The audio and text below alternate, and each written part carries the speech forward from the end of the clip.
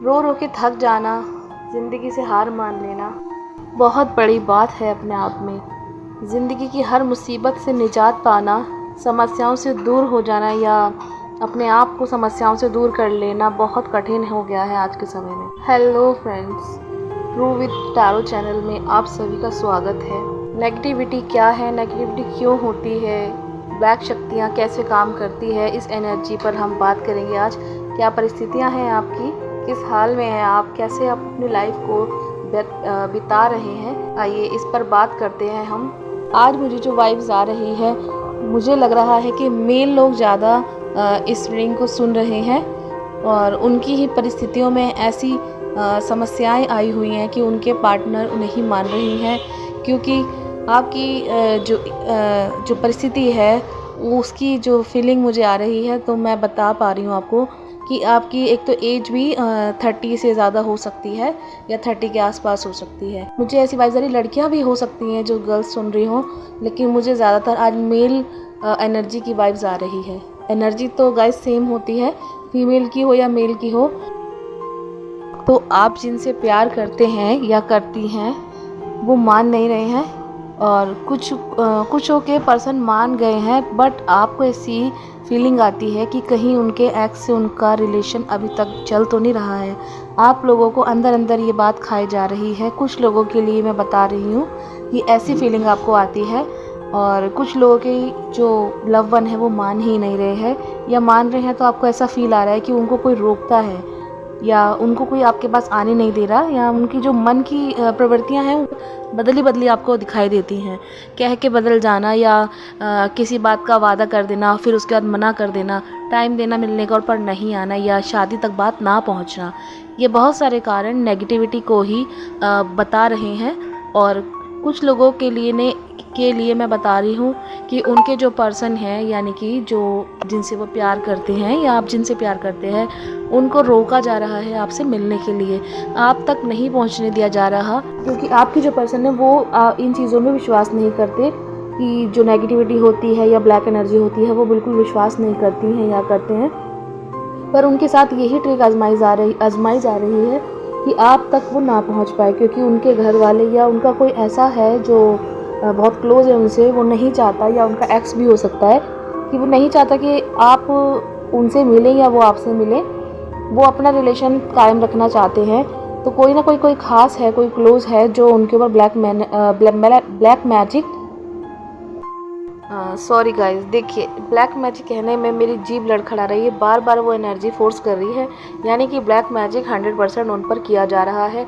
बार बार मुझे बोलने में प्रॉब्लम हो रही है, क्योंकि ब्लैक एनर्जी बहुत ही ज़्यादा उसका प्रेशर है आपके पर्सन पर, आपकी रिलेशनशिप पर, जो कि आप सक्सेसफुल नहीं हो पा रहे हैं। आप दिन भर सोचते रहते हैं, टेंशन में रहते हैं, कई काम में आपका मन नहीं लग रहा है, कोई काम आपका पूरा नहीं हो पा रहा है, क्योंकि मन उदास है आपका अंदर से। You still feel insecure about your person.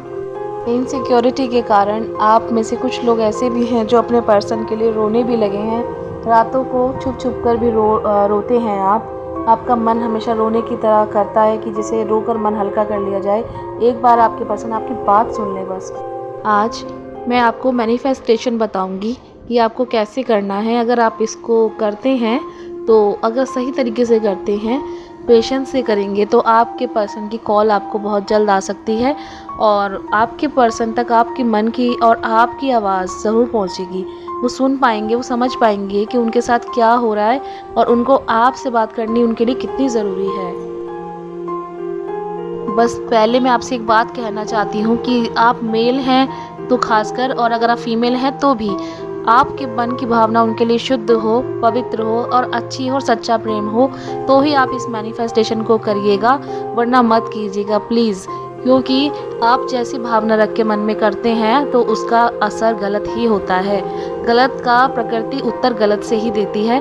आपके मन में अगर सच्चा प्रेम है अपने पार्टनर के लिए, पर्सन के लिए, अगर आप ईश्वर का भेजा प्रेम मानते हैं, तभी इसको करिएगा गाइस। ये मेरी आपसे एक रिक्वेस्ट है।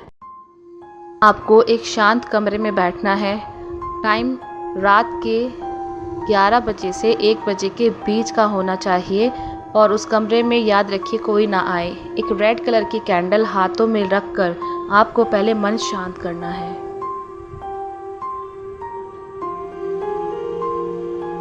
अब मन शांत होने लगा है आपका। अब आपको रेड कलर की कैंडल को अपने दोनों आईब्रोज के बीच में आप फोकस बनाएं। इसी तरीके से अपनी आंखों के सामने रखनी है, उसे चिपका देना है और फिर उसके बाद आप उसको जलाएंगे। जलाते समय आपको अपने पर्सन का नाम लेना है कम से कम 7 बार। जब वो अच्छी तरीके से जल जाए, आपको उस पर मन शांत करते हुए ही आपको उस पर फोकस बनाना है। आपको कोई भी ऐसी बातें नहीं सोचनी है उस वक्त। प्रेशराइज नहीं करना है अपने आप को कि आप सोच रहे हैं। आपको विचारों से थोड़ा मुक्त होना पड़ेगा। आपको विचार नहीं आने देना है। आपको कोशिश करना है कि आपके पर्सन की फेस आपको उस कैंडल जो जल रही है उसके अंदर आपको दिखने लगे।